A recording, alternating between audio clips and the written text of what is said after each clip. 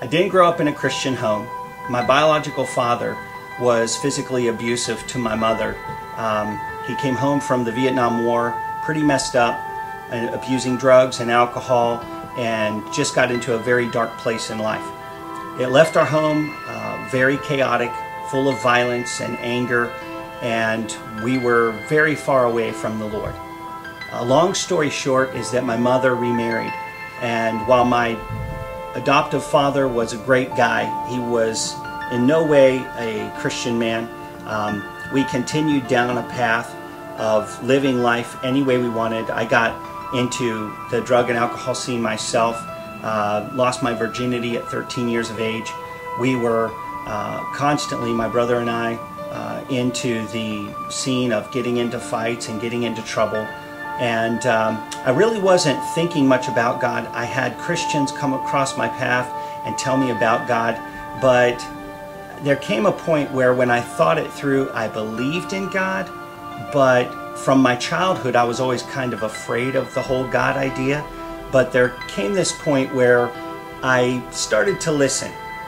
And then one day, after I had gotten into a fight with this kid,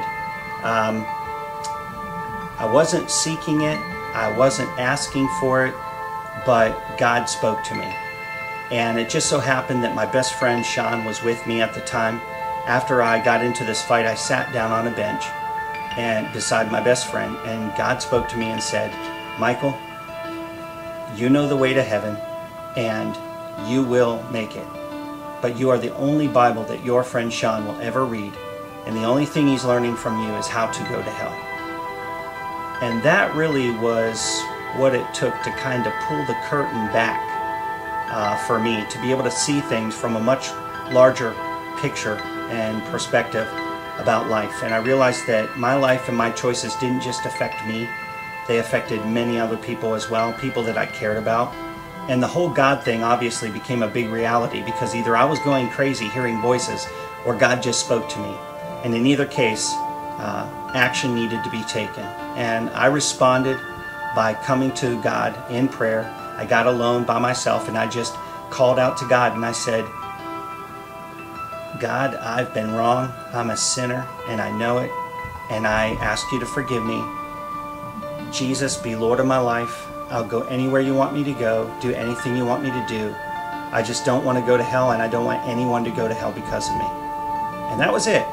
And from that day forward, my life was forever changed. I haven't been a perfect person. I continue to make mistakes here and there, sometimes in big ways, sometimes in small ways, but God has been faithful, and now for over 24 years of my life now, I have followed Jesus and experienced His tremendous blessings in my life, and I want to encourage you to do the same.